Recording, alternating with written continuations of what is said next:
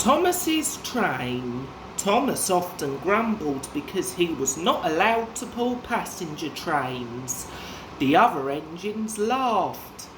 "You're too impatient," they said. "You'd be sure to leave something behind."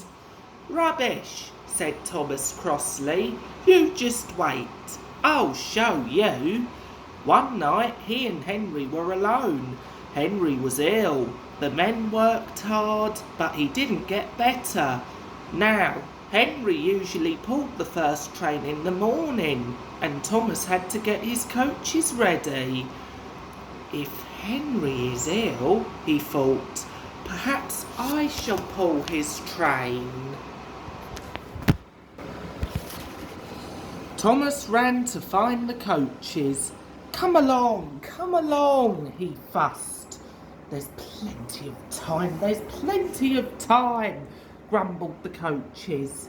He took them to the platform and wanted to run round in front at once, but his driver wouldn't let him. "Don't be impatient, Thomas," he said. So Thomas waited and waited. The people got in, the garden station master walked up and down, the porters banged the doors, and still Henry didn't come. Thomas got more and more excited every minute. Sir Topham Hatt came out of his office to see what was the matter, and the station master told him about Henry.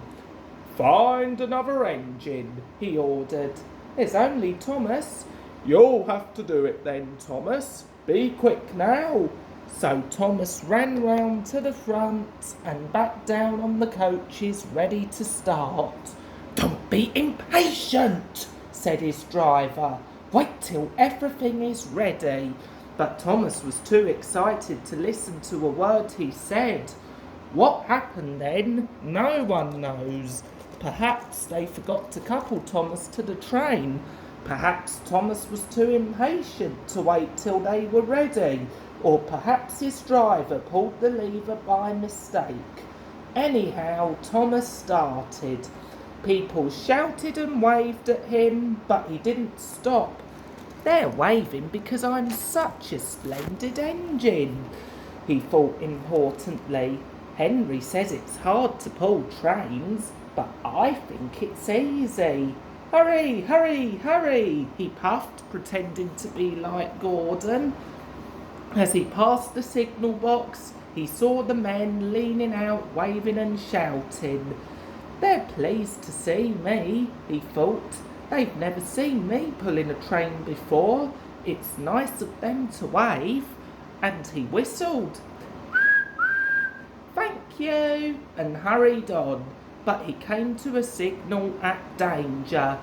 "Bother," he thought, "I must stop. And I was going so nicely too. What a nuisance signals are."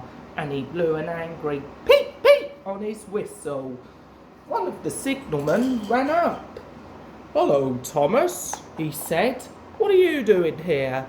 "I'm pulling a train," said Thomas proudly. "Can't you see?" "Where are your coaches then?" Thomas looked back. "Why, bless me," he said, "if we haven't left them behind." "Yes," said the signalman. "You better go back quickly and fetch them." Poor Thomas was so sad he nearly cried. "Cheer up," said his driver. "Let's go back quickly and try again."